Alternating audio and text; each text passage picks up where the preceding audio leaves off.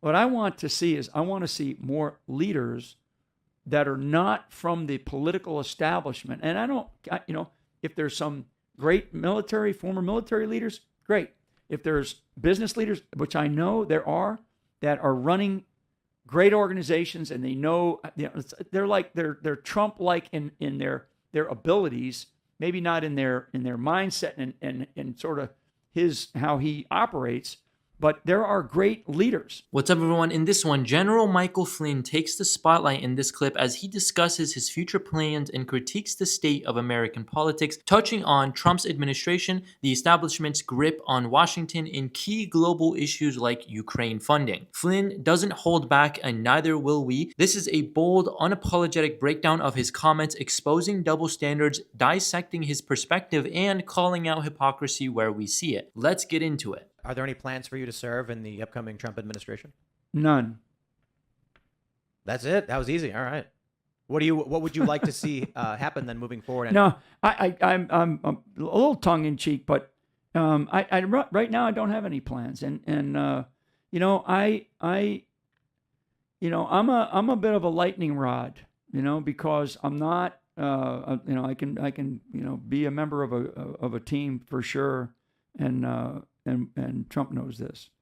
But there's going to be a lot of tension moving forward here because it's not so much the Democrats. We kind of know, when I say the Democrats, I don't use that word anymore. I try not to because it doesn't exist. The Democrat Party, this left of our country that has grabbed hold, this chokehold of what used to be, a party that had ideas, big government, more taxes kind of ideas, and other things. The establishment now, I think, is where Trump, and I do know that because I've heard him say it enough now, that he's learned a lot of lessons.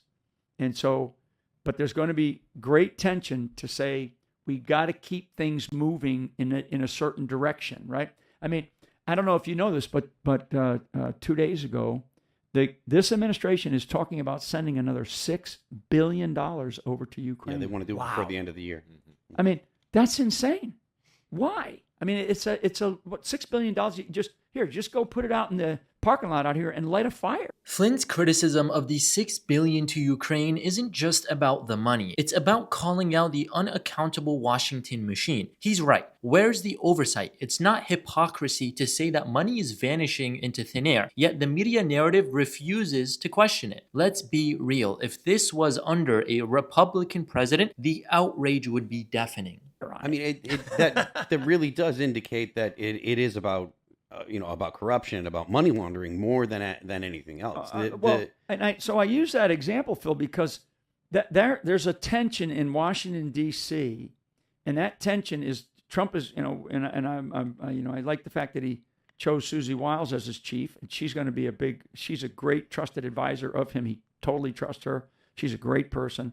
So the people that will swarm around Washington, D.C. at this moment in time are going to be people from Washington, D.C.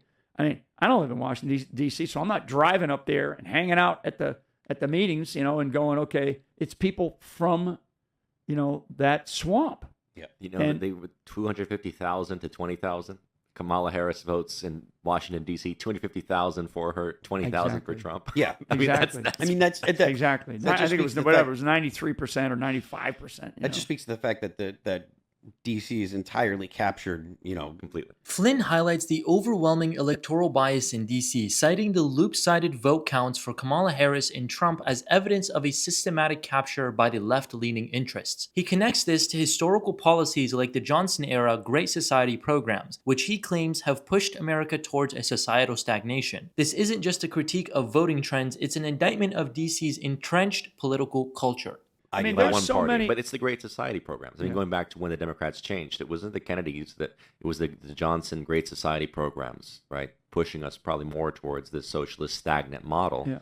And as you know, back in the 80s, they already started talking about this controlled demolition of America, right? Economically, right. Basically, it's like we're going to be a stagnant socialist, and that's country. all real. Those aren't conspiracy theories. Those are things that are real.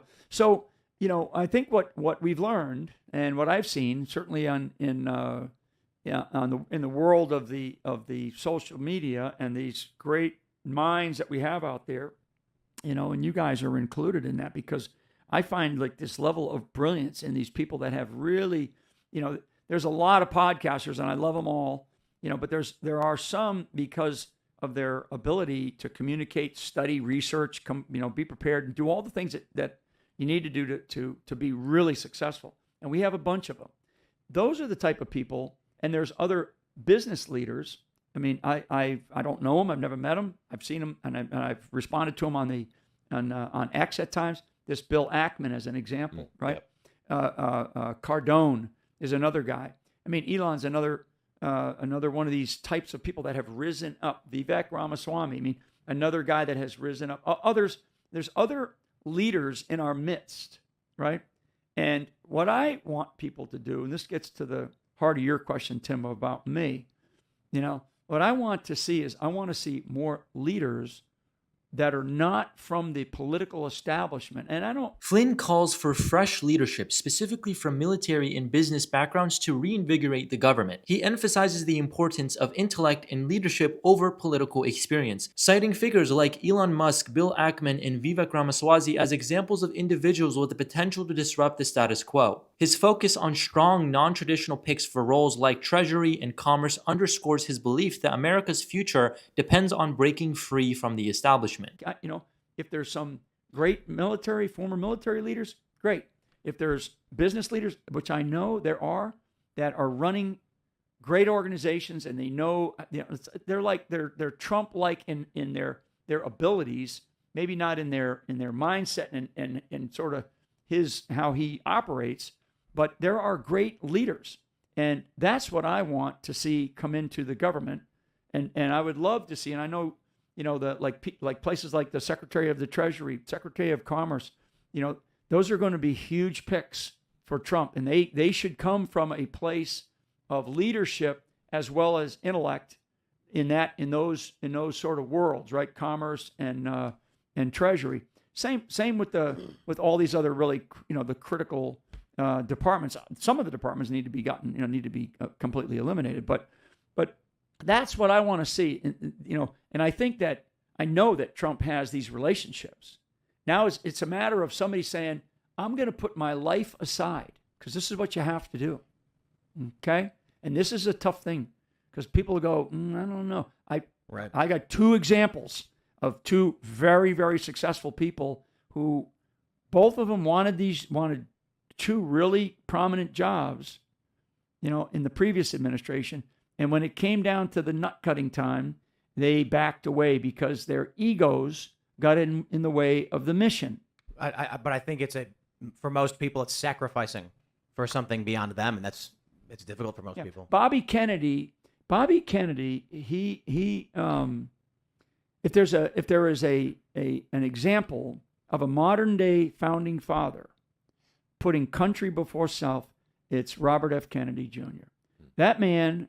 He could have stayed in there and said, "Screw it, I'm going to fight." I mean, I watched him very closely as he was, coming in and doing the things, and I'm studying them, and I was always a big fan of a big, the whole Kennedy experience, right? I mean, got different issues, but when I saw him coming in, I'm like thinking, okay, this is an interesting dynamic. And he's going after a big issue, which is a huge issue for all Americans. And then all of a sudden, because he sat there and he stood there in a couple of stages and said, I'm not going to give up. I'm not going to give up. And then he realized, I think it's like the old light switch comes on, and he realized that this party that he used to be part of, that he had to jump away from and go independent, he realized these people are evil. I mean, this is evil. Yeah. Talk about spiritual warfare. But this is not the old Democrat Party. This is evil. Flynn isn't mincing words here, and frankly, he shouldn't. Calling out the Democratic Party as having veered into ideological extremism is bold but not unfounded. The shift from policy debates to outright authoritarian tendencies is something Americans feel, even if the left-wing media won't admit it. Is Flynn exaggerating? Maybe, but the erosion of classical liberalism is no conspiracy. And he finally whatever that moment was, he said, I can't allow this country to go, this way. Because personally, I don't think if Bobby Kennedy came over to the Trump camp because the independent numbers that I've seen are pretty high for Trump. He got a lot of independents. And I kind of, maybe that's the Kennedy effect. There'll be an analysis of that, I'm sure, for a long time. But he is an example. Whatever people want to think about Bobby Kennedy, whatever his background is, he rose to the occasion like our founders rose to the occasion, and he put country before self, because he'd have been destroyed like everybody else had the results been different. What do you think about Tulsi Gabbard? I know her. Yeah, I know her. I met her. I like her. I think that she's got extraordinary talent. She's super smart. I'd like her, for the fact that she served in the military, and has sort of done it very, very with dignity and honorably. I don't know. I can see Trump, because all this business about women, right? And it's not to put a woman in charge of it because she's a woman. I'm now talking about the Department of Defense. Mm-hmm. I think that because we haven't had a female as the Secretary of Defense, right?